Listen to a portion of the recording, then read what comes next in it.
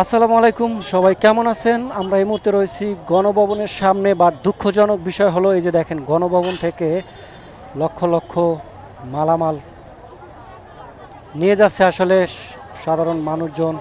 কি বলবো আসলে, এদেরকে অনেকে ফিরাচ্ছে, বা ছাত্ররা অনেকগুলা মালামাল রেখে দিয়ে জমাট বাঁধছে এখানে, আবার তাদেরকে ফিরিয়ে দেওয়া হবে। কর্তৃপক্ষ আসলে তাদেরকে বুঝাই দেওয়া হবে। এই যে দেখেন কি কি মালামাল যে যেভাবে পারছে আসলে প্রধানমন্ত্রী ইউজ করা সেই মালামালগুলো সবাই লুটপাট করে নিয়ে যাচ্ছে। এটাও আসলে আমাদেরকে দেখতে হবে, এটা আসলে কখনো ভাবিনি। এটাই হলো আমাদের বাংলাদেশ। এটা কি আমাদের সোনার সেই বাংলাদেশ? এই বাংলাদেশের জন্য কি যুদ্ধ করেছে সবাই? হায় রে, নির্লজ্জ আমরা, নির্লজ্জ। আমাদের আসলে আর সম্মান থাকলো না। আমরা আর আসলে মাঠে মানে মাথা উঁচু করে দাঁড়াতে পারবো না, সেই জায়গাটা আর আমাদের নাই। এটাই হলো আমাদের সেই কর্মকাণ্ডের শিকার। তো আমরা আসলে কি বলবো সেটা আসলে ভাষাও বোঝা নেই।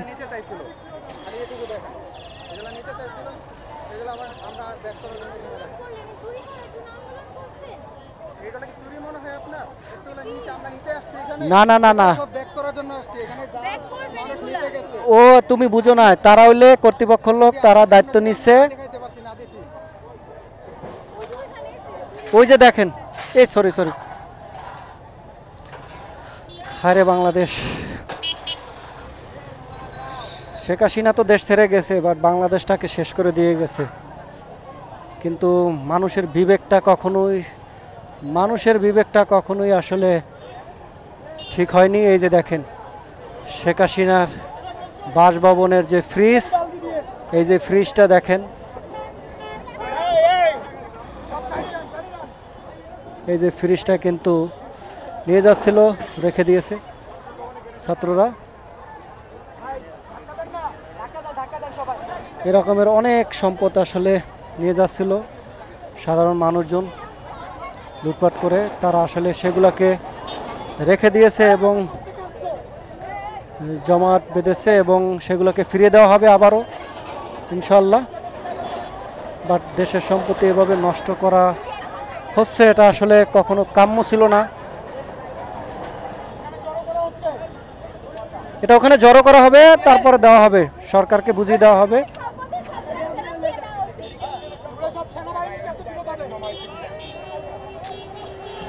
হায় রে দেশ, হায় রে দেশ।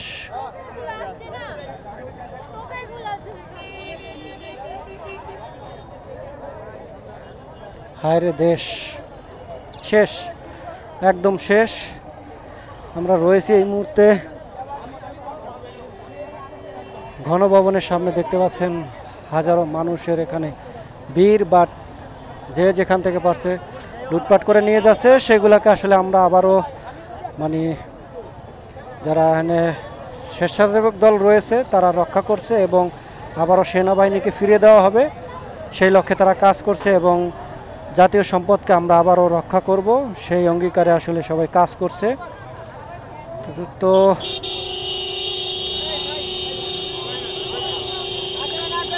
তো আমাদের বাংলাদেশ শেষ, শেষ, আমাদের বাংলাদেশ শেষ।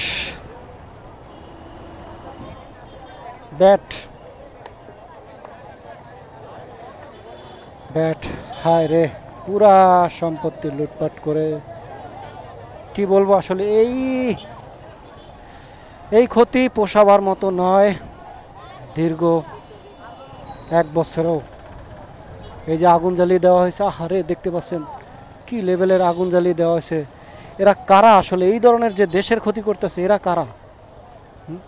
এই মানুষগুলা কারা যে দেখেন কি পরিমাণে আগুন জ্বালিয়েছে দেশের? এই যে ক্ষতিটা হচ্ছে, সেটা বলে শেষ করা যাবে না। যতটাই দেখব ততটাই আসলে নিজেকে খারাপ মানুষ মনে হবে, কারণ কোন দেশে আমরা বসবাস করি এটা দেখার জন্য শেষ পর্যন্ত আমরা ছিলাম এই বাংলাদেশে।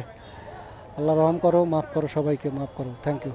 ভালো থাকুন, সুস্থ থাকুন, এবং সবাইকে ভিডিওটা শেয়ার করে দেন যে আমরা আসলে কি করছি। এটা কি আমাদের করণীয় কি উচিত? এই দেশের সম্পদটা নষ্ট করা কি উচিত? ধন্যবাদ।